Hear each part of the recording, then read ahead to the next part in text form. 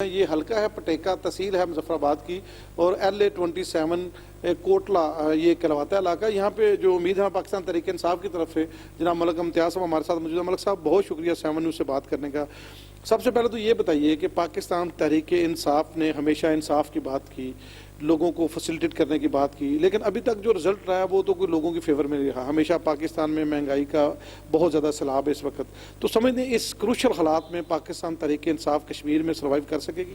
انشاءاللہ سر، وہ بات اس طرح ہے کہ جس وقت آپ محسوس کریں کہ کوئی بھی چیزیں اگر 50 60 70 سال سے پرانی چیزیں جو ہے اتنی ڈسٹرب ہوں، ادارے سارے تباہ ہوں، تو ان کو ٹھیک کرنے میں تھوڑا سا ٹائم لگے گا۔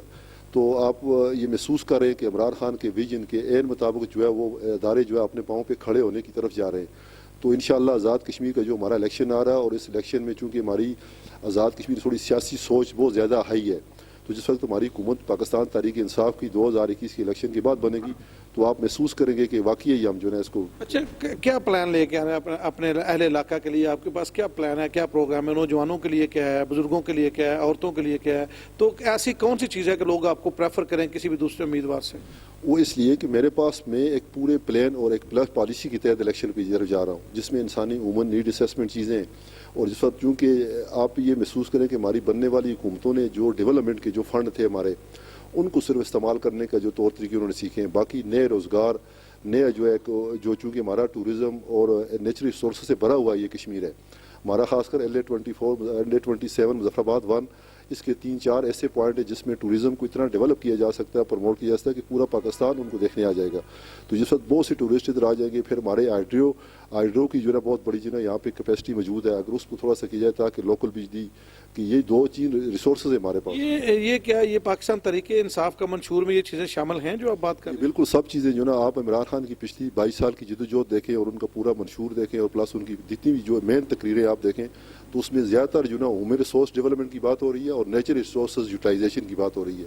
تو جس وقت کسی بھی علاقے میں ملک میں علاقے میں جو نیچرل ریسورسز کی یوٹیلائزیشن ہو جائے، اور خاص کر نوجوانوں کی ہیومن ریسورس ڈیولپ ہو جائے، تو آپ دیکھیں خود بخود 90% مسائل ویسے ہی حل ہو جائے۔ ملک صاحب یہ بتائیں کہ آپ کے علاقے میں عمومی طور پہ مسائل کس طرح کے ہیں؟ ہمارے بیسیکلی بہت زیادہ مسائل ہیں، چونکہ سب سے بڑا جو مین ایشو ہے اس میں پاورٹی ہے، غربت ہے بہت اس لیول کی۔ پھر ہمارے کچھ رسم و رواج ایسے ہیں جس پہ حکومتوں نے کام نہیں کیا، ان پہ لوگ اپنا بہت سارا پیسے کا ضیاع کر بیٹھتے ہیں۔ وہ اس رسم و رواج میں لوگ اتنے الجھے ہوئے کہ اگر ہماری سب سے بڑی کوشش ہوگی کہ ہم ریاست مدینہ کے عین مطابق جتنی ہماری فرسودہ رسم و رواج ہیں ان کو ہم ختم کر کے ایک بہترین فلاحی ریاست ہمارے وجود میں جس وقت آ جائے گی، اور ہمارے جتنے بھی جو قومی ادارے ہیں وہ جس وقت اپنے پاؤں پہ کھڑے ہو جائیں گے، لوگوں کو سروس دیں گے، لوگوں کو موٹیویٹ کریں گے، تو اس آٹومیٹکلی ان پہ کوئی انویسٹمنٹ نہیں ہے، تو خود بخود لوگ جو ہے نا چیزیں ٹھیک ہو جائیں گی اور لوگ اپنی بہتری کی طرف چلے جائیں گے۔ روزگار کے مواقع فراہم کریں گے؟ کس طرح کے انڈسٹری لگائیں گے یا ٹورزم سے ہی اس کو ڈیولپ کریں گے؟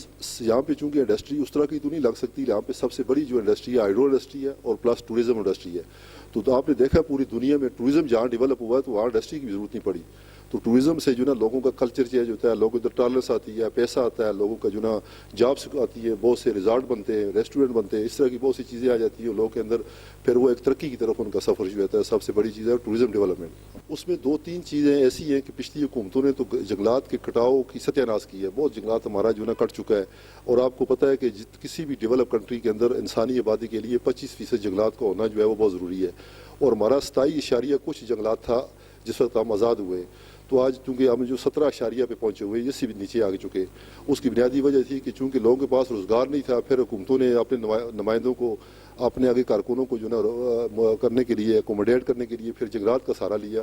تو ہم انشاءاللہ اس کی الٹرنیٹ ہم ریسورسز دیں گے تاکہ لوگ جنگلات کے کٹاؤ کی طرف کم جائیں، اور میرے پاس پورا اس کا پلان موجود ہے۔ انشاءاللہ جس وقت کسی بھی ایسے موقع پہ آپ نیشنل انٹرنیشنل سطح پہ بات کر سکتے ہیں اس پہ کہ ہم نے ریفارسٹیشن کی پالیسی بنانی ہے اور لوگوں کو موٹیویٹ کرنا ہے کہ وہ جنگلات کے کٹاؤ کی طرف کم سے کم جائیں، وہ ریسورسز یوز کریں جس میں ہماری انوائرمنٹ جو ہے وہ ڈسٹرب نہ ہو، جس میں ایئر پولوشن ہے، واٹر پولوشن ہے، لینڈ پولوشن ہے، اور نائز پولوشن، جتنے بھی جو پولوٹڈ ایریا ہمارے بن رہے ہیں۔ اور وقت کے ساتھ ساتھ سب سے بڑا جو مین ایشو ہمارا رہا وہ یہ کہ ہمارے ایٹیچیوڈ جو ہے نا وہ ڈیولپ نہیں ہوئے۔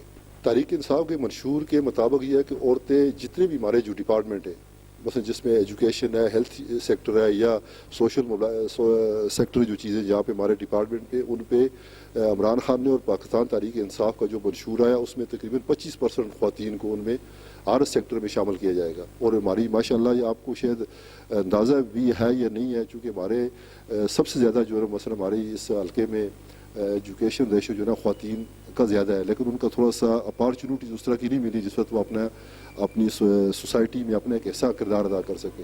تو انشاءاللہ 2021 کے الیکشن کے بعد جس وقت نیکسٹ آپ کا پروگرام بنے گا تو آپ محسوس کریں گے کہ ہماری خواتین کتنی جذبے کے ساتھ اپنی ڈیولپمنٹ پروسیس میں. اگر اللہ تعالیٰ آپ کو موقع دیتا ہے تو سب سے پہلے آپ علاقے کے لیے کیا کریں گے؟ سب سے پہلے میں نے ایجوکیشن کے اندر ریفارمز کرنی ہے، سب سے بڑی جو چیز ہے. دوسرا یہ سوشیو اکنامک لوگوں کی ڈیولپ کرنی ہے، پھر لوگوں کے گروپس پیدا کرنے، ان کے جو نا ایسے میں نے گروپس جس میں سیلف ہیلپ گروپ کے طور پر کمیونٹی بیسڈ ڈیولپمنٹ کرنی ہے تاکہ لوگوں کے اندر موبلائزیشن آئے، ٹالرنس آئے، لوگ ڈیولپمنٹ کے پروسیس کو سمجھیں. بہت شکریہ. ملک امتیاز صاحب ہمارے ساتھ موجود ہیں. ملک امتیاز صاحب، اس سے پہلے میں ناظرین آپ کو بتاتا چلوں کہ ملک امتیاز صاحب جنگلاؤں کے کٹاؤ کو روکنے کے لیے بھی لوگوں میں سلنڈر تقسیم کر چکے ہیں. ایجوکیشن کے حوالے سے ان کی کافی خدمات ہیں اپنے علاقے میں.